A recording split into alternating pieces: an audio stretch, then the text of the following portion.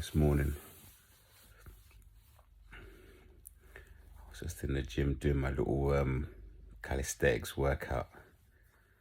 And after I did my training, I stood up and I walked to the sort of back of the area I was working. And I had a little pump. So you kind of like you puff your chest up, whatever. But it wasn't to nobody. It was just like like trying to catch my breath and like my body just being in the moment. And as I did that, I look around and there was a woman this woman, every time I see her in the gym, she's always training where I'm training. And she looks at another guy and I believe she made like a thing with her arm, like muscle, like trying to like mock. But it's the thing with these folk, it's like they always have to triangulate. Like I've seen people walk around in the gym. I know I'm always talking about gym, but hey, that's what it is at the moment. And I think to myself, oh, this guy thinks he's like hot stuff. I might just think it to myself, or this girl is showing off too much. But I don't look around to get like confirmation from someone else. That sort of external validation. That's what these people do. Is like they always have to gang up on people. Like they always have to triangulate, like to get more, have more of a feeling of perceived value, perceived importance, perceived status. That's what they do. But I saw it, and the old me might have been like, we're looking at or screwed her down or screwed the guy down. But I just like looked at her, just ignore it, because you know what? These people, they are literally not worth it, man. And when you look at people or you talk to people, you're kind of like giving them a confirmation of their opinion. But you have to think like they're not like what they think doesn't matter. It's a free country. You could walk up and down, you could stretch, you can make noise, you can grunt, you could pose, you could stretch your arms up, you can go and get a drink of water, you can sit on the floor, you can wear the tightest shorts showing off all your body, you could do whatever you want. Like, it's a free country. These people. I remember actually one of the guys that works in there was talking to me about another member, and he was saying how the member was wearing really tight shorts and it made him feel uncomfortable. And I just said to him, but this got nothing to do with him. Those shorts that's what the member wants to wear. He's able to do that. You know, the compression shorts. I even wear sometimes compression shorts. And I was just saying how that guy works out really good. He works really hard, and then like maybe a few weeks later, that gym personal trainer or worker, now he doesn't like, we don't speak, or he doesn't like look to say hey, good morning or hello, and that's completely fine. But it just shows, you see, they're sort of inconsistent on and off. What people want validation, you don't give it to them, so they try to like give you silent treatment, this and that. It's just like we're dealing with a world of people that are just not really underdeveloped, like, and you can't take it personal. And like what we were speaking of, and what I'm gonna continue, the inner game thing, is just literally understanding and knowing what to expect. These people are NPD or BPDs. This is what NPDs do.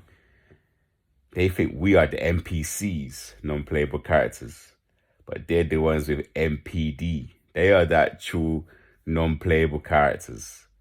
It's like everything's in reverse.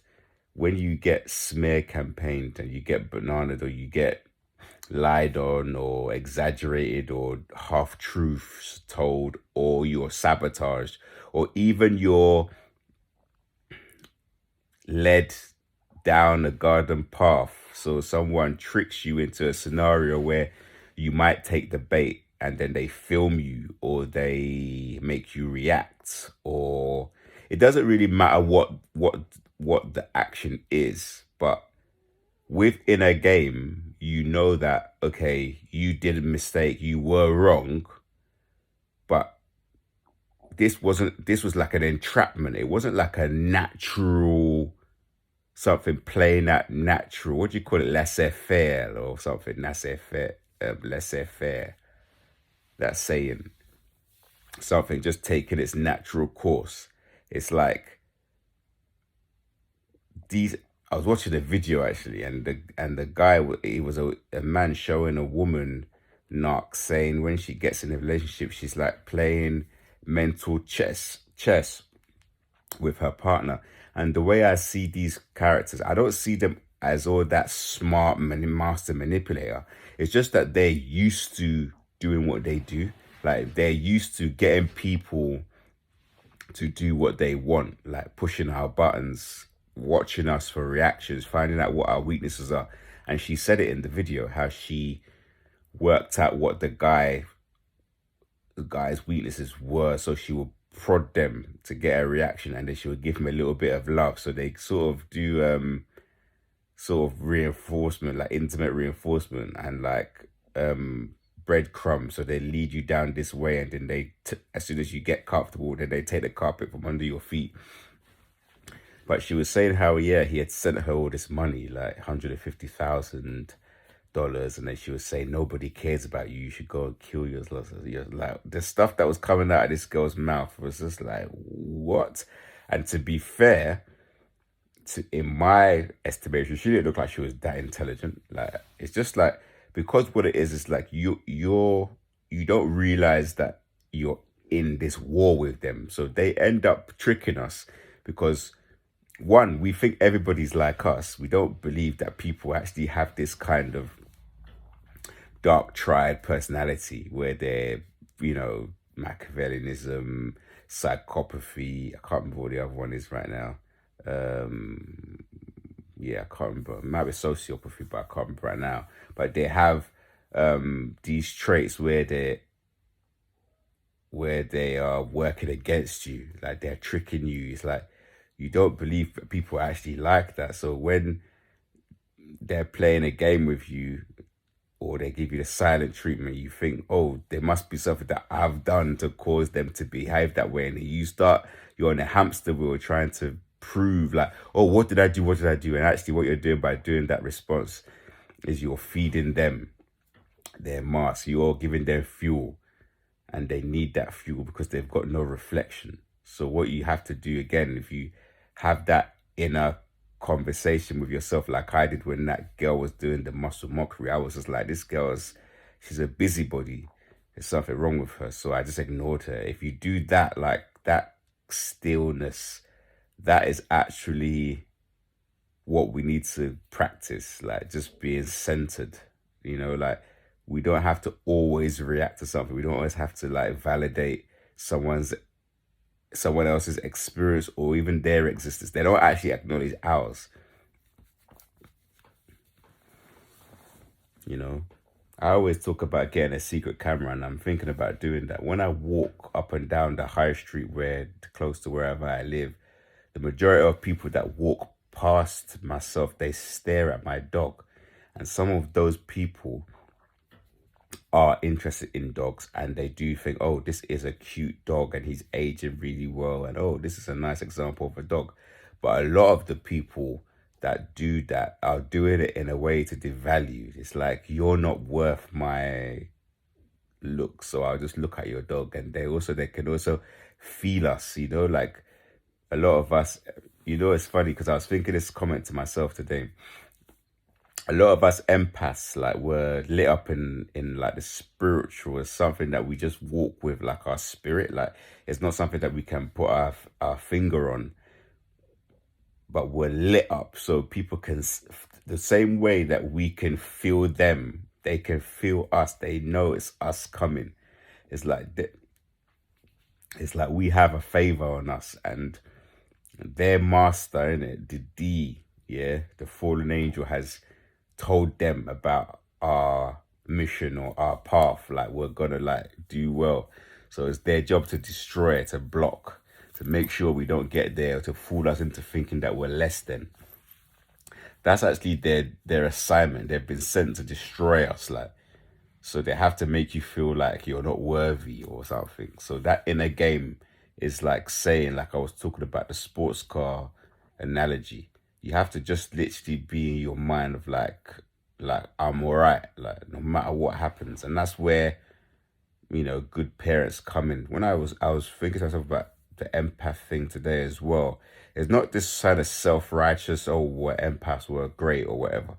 To be a normal is actually, to me, is one of the best things, to be a normal, not to be an empath, because a normal means you had a secure attachment style, you feel safe, like, and loved, and you have self-worth and boundaries or whatever. So because you're normal, you're not tapped into other people's emotions. Tapped in, you have your own emotions, and you could healthily communicate them. You have boundaries. You're like, oh, I don't like this right now. I don't like the way you're making me feel, so I'm gonna remove myself from this situation or this conversation. Or they may not answer you back. They may not. They just might not just ignore you, or they don't have to like challenge or ego or get in the way. They'll just move quietly. Like today, there was another woman who I was walking past with, or they were walking past with loads of, they were like early teenagers, and I had my dog on the lead, and one of the girls had a trolley, and the girl behind her was staring at the dog, so she walked into the trolley in front of her, and she called out the girl's name. She's like, oh, Zainab. And I was like, it's kind of your fault because you're not looking where you're going.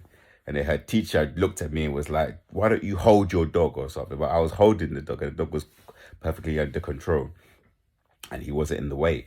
So I just said, okay. So I was like, I didn't realize my dog was out of control, but obviously it's not. And then she was just like, yeah, but the kids are trying to pass and the dog's there. And I just went to her, I just told her to grow up. And she just sort of walked off. So the woman with the teacher was trying to gaslight me to say it was my fault. And it was literally, we were nowhere near them. She was staring at the dog and not looking where she was going. She walked into the girl in front of her. But that manipulative behavior from that woman, from her mindset to be like blame shifting, basically, like it's not our fault or the girl's fault, it's your fault, when it had nothing to do with us. Like, it's just literally what these people do. They never just take accountability. Like, she could have just one said nothing, or said to the girl, just look where you're going, like the dog's nowhere near you, look where you're going. Like, really simple.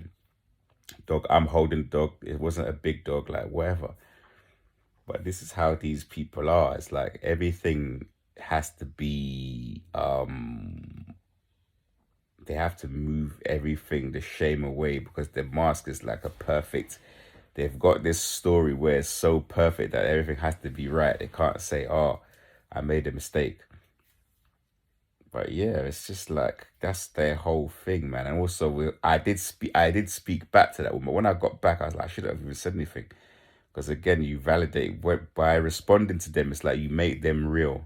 You don't personify or don't get involved with the image they project. They project the image onto us. So don't get involved in the image they project onto us. But at the same time, sometimes, yeah, just don't respond to them. Like, it's not even worth it. There's just so many situations that happens to me, and that would happen to anybody who may be sometimes normal, but mainly us empathic people. I think a lot of us were looked at as easy target to respond or to react or to get fuel from. So it's about cutting the cord energetically with people. It's about really being, you know, in our own selves, like in our own body, not in our minds as such, like running away with all the thoughts, but letting the thoughts cross us and just be more like observing of feelings and emotions. We don't have to get involved with all the emotions that come across us. They're like passing clouds. But mainly just knowing that, we are the observer. We are like in control of the moment, our destiny. Stay present and just practice you know, confirming to yourself things that are happening. Like if someone's trying to gaslight you or trick you or lie to you, like don't accept it. Like just be like, no, actually it's this, or just ignore them or remove yourself. Removing yourself is a very good tactic. Like when someone is like stepping over your boundaries, like just like get out of there. Like don't even like don't yeah, don't give it life. Just be just like, nah, not feeling this. Next. Yeah, like not worth it. A lot of these characters, like, they don't even know who they are themselves. They don't trust themselves. They don't love themselves. So why should we now give them our time? Like, nah, that time or energy or attention is for us. We got to put that into building up our stuff. Why should we give it away to them? Nah. Yeah, I just want to touch on the topic, and I think I might keep on this because it's very important. This stuff. This is one of the pinnacle. This like radical acceptance, radical just knowing, just not letting people gaslight us, not falling for the hokey doke. Is that what you call it? I don't know that would work. Not falling for the games, like just seeing through it, seeing things for what they are.